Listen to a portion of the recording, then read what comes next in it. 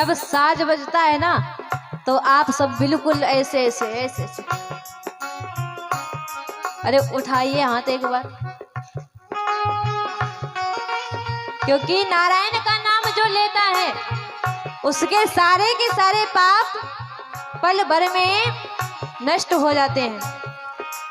जो नारायण नाम लेते हैं, जो नारायण नाम लेते हैं, जो नारायण नाम लेते हैं, जो नारायण नाम लेते हैं, पाप होत सब छाराए, सब छाराए, भज मन नारायण नारायण नारायण, भज मन नारायण नारायण नारायण, स्वामी नारायण नारायण नारायण, नारायण नारायण नारायण, लक्ष्मी नारायण नारायण नारायण, लक्ष्मी नारायण नारायण नारायण।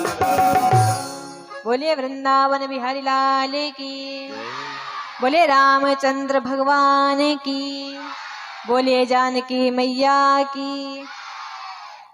तो आगे वाले बोल रहे, पीछे वाले अभी नहीं बोल रहे।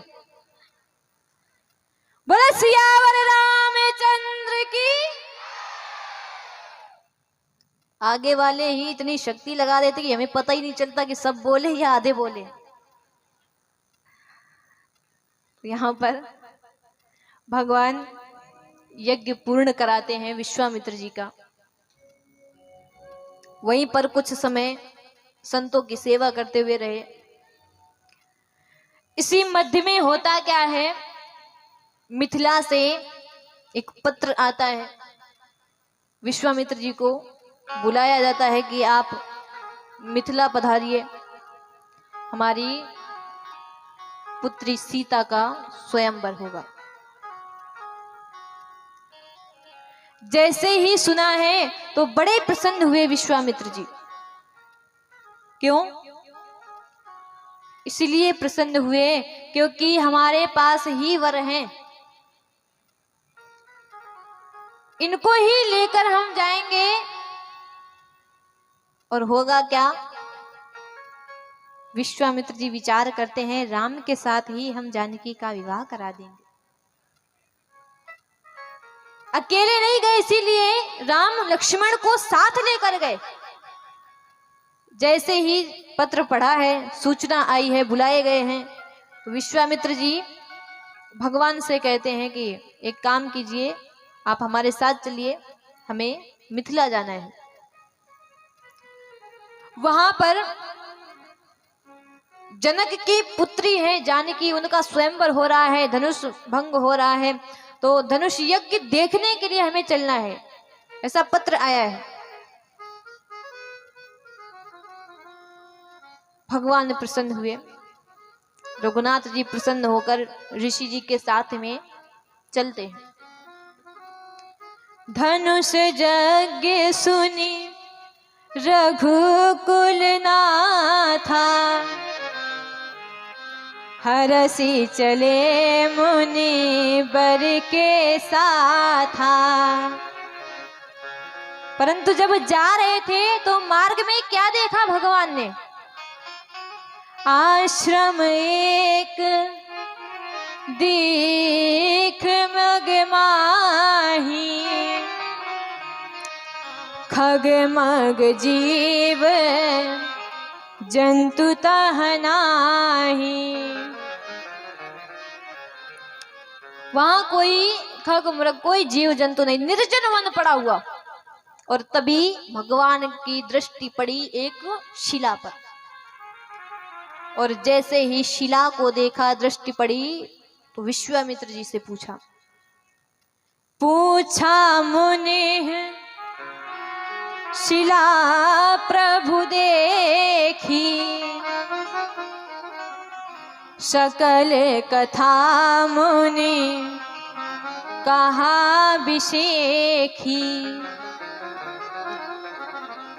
राम जी ने जैसे ही उस शिला को देखा है तो हाथ जोड़कर बोले हैं, ये वन इतना निर्जन क्यों है और ये एक शिला यहाँ पर है, तो ये शिला यहाँ पर क्यों है? दिखने में तो स्त्री लगती है, नारी है, तो ये यहाँ कब से आई, कब से है, कैसे ये नारी शिला बन गई? तो ये आप हमें कृपया करके बताइए। तो आज यहाँ पर राम जी के पूछने पर विश्वामित्र जी कहते हैं, राम जी पूछ रहे हैं कि पूछे हैं राम जी ये,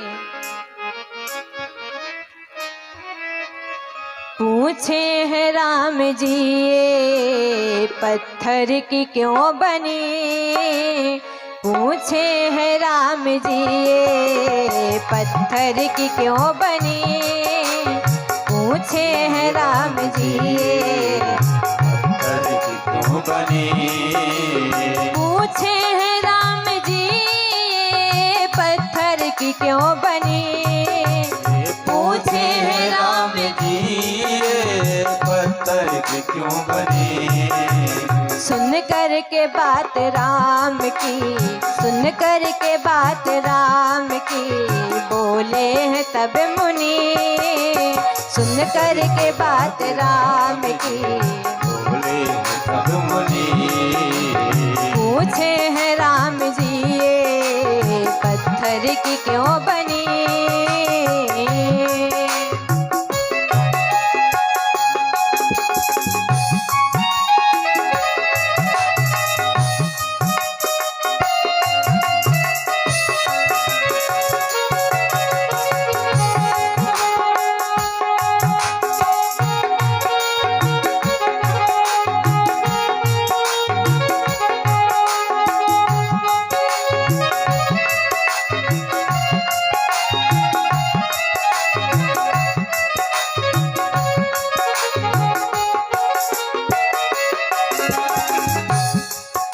आज यहाँ पर विश्वामित्र जी कहते हैं कि ये बड़ी सुंदर थी, परंतु इसकी सुंदरता को देखकर इसके पति गौतम का रूप बनाकर इंद्र छलने के लिए आया और छल करके चला गया। तो हुआ क्या, आज विश्वामित्र जी बताते हैं, आया था इंद्र छलने, छल कर चला गया, आया था इंद्र छलने, छल कर चला गया, गौतम ऋषि को भारी भ्रम था हो गया, गौतम ऋषि का खाली भ्रम था हो गया, गौतम ऋषि को भारी भ्रम था हो गया, गौतम ऋषि ने पत्नी की, गौतम ऋषि की पत्नी की एक ना सुनी, गौतम ऋषि ने पत्नी की एक ना सुनी, सुन कर के राम की बात बोले हैं तब मुनि, पूछे हैं राम जी ये पत्थर की क्यों बनी।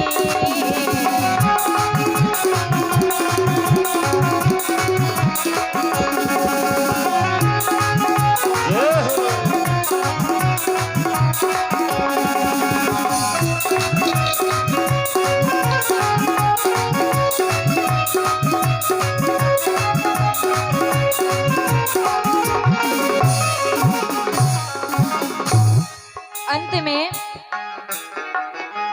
विश्वामित्र जी बताते हैं, ये गौतम ऋषि की पत्नी है, इसका नाम अहिल्या है, और भ्रम कौन सा हुआ,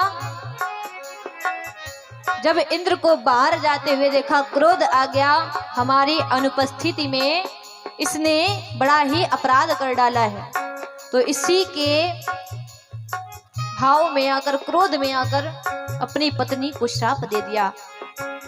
पति से श्राप को प्राप्त करके ये दुखिया बनी यहाँ पर बैठी है राम। तो अंत में विश्वामित्र जी बताते हैं गौतम ऋषि की पत्नी है ये नाम अहिल्या। गौतम ऋषि की पत्नी है ऐसा निकल लिया। गौतम ऋषि ने था इसे शाप दे दिया। गौतम ऋषि ने बाद में शाप दे दिया। गौतम ऋषि ने था इसे श्राप दे दिया। स्वामी से पाके शाप ये, स्वामी से पाके शाप ये, दुखिया बड़ी बनी। स्वामी से पाके शाप ये, दुखिया बड़ी बनी। सुन कर के बात राम की, सुन कर के बात राम की, बोले हैं तब मुनि। पूछे है राम जी ये पत्थर की क्यों बनी। पूछे है राम जी ये पत्थर की क्यों बनी। पूछे है राम जी ये पत्थर की क्यों बनी। बोले रामचंद्र भगवान की। तो आज उस शिला को जब देखा है तो पूछा है ये कौन है, आप कथा बताइए। तो विश्वामित्र जी ने बताया ये गौतम ऋषि की पत्नी है, अहिल्या नाम है। जब ब्रह्मा जी ने सृष्टि की रचना की थी तभी विचार किया था कोई सुंदर स्त्री हम बनाते हैं, तो उन्होंने बड़ी सुंदर स्त्री की रचना की, नाम है अहिल्या। सारे देव विचार करते थे, इंद्र भी विचार करता था कि हमारा इसके साथ में विवाह हो जाए। सबके मन को मोहने वाली थी। ब्रह्मा जी ने उस कन्या को धरोहर के रूप में दिया गौतम ऋषि को। वापस आए, देखा तो कन्या वैसी पवित्र मिली। प्रसन्न होकर गौतम ऋषि के साथ में ही विवाह कर दिया। अब इंद्र इतना काम पीड़ित हुआ, विचार किया ये हम कन्या कैसे भी करके प्राप्त करना चाहते हैं। तो एक समय जब आया तो गौतम ऋषि आश्रम पर थे नहीं। गौतम ऋषि का ही इसने रूप बनाया है, समीप गया, अहिल्या के समागम किया है, बाहर निकला। अब अहिल्या जान जाती है ये हमारे पति नहीं थे, हमारे साथ में छल हो चुका है। भयभीत बैठी हुई थी। क्रोध में आकर गौतम ऋषि ने श्राप दे दिया, जाओ, मेरी अनुपस्थिति में तुमने पर पुरुष का सेवन किया है, सब कुछ जानते हुए भी तुमने ऐसा किया है। अब तेरे साथ में नहीं रह सकता हूं, यहीं पर रहे, मैं यहां से जाता हूं। वहीं पर छोड़कर चले गए, वो शिला बन गई। विश्वामित्र जी कहते हैं तब से ये यहां पर है, राम आपकी प्रतीक्षा कर रही है, आप अपने चरण रज से इसका उद्धार कर दीजिए। मानस में आया है कि प्रभु ने चरण स्पर्श किया शिला को, तब उद्धार हुआ, लेकिन भगवान ने चरण स्पर्श नहीं किया था। भगवान के चरण की जो रज है, ऐसी हवा चली, ऐसी हवा चली कि वो चरणों की रज उड़कर उस शिला पर जाकर गिरी। हुआ क्या, भगवान की चरण रज में वो शक्ति थी कि वो शिला नारी बन जाती है। कोटि कोटि वंदन किया है। आज कहती हैं कि हमारे स्वामी ने हमें ये कोई श्राप नहीं दिया था, क्योंकि अगर ये श्राप होता तो आपका दर्शन ना होता। उस दिन हमारे स्वामी हमें श्राप ना देते तो आज आप हमारे सामने ना खड़े होते, आपका हमें दर्शन ना हो रहा होता, आपके द्वारा हमारी मुक्ति ना होती। भगवान को बारंबार प्रणाम किया है, अपने पति के पास ही चली गई। अब इधर आगे भगवान बड़े हैं, तो हुआ क्या, भगवान को ग्लानि हो रही है। गंगा जी में स्नान किया है, चूंकि भगवान विचार करते हैं कि स्त्री का हमने चरण स्पर्श कर दिया है, जो कि हम मानस के आधार पर बता रहे हैं कि मानस में ऐसा ही आया है कि चरण स्पर्श किया है। अन्य ग्रंथों में, अन्य पुराणों में मिलता है।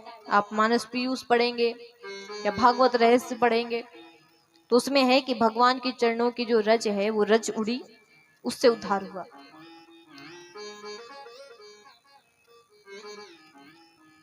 आगे भगवान विश्वामित्र जी के साथ में जाते हैं, गंगा जी में स्नान किया है, पवित्र हुए हैं और गंगा जी की कथा सुनी है, सुनाई है, दान दिया है।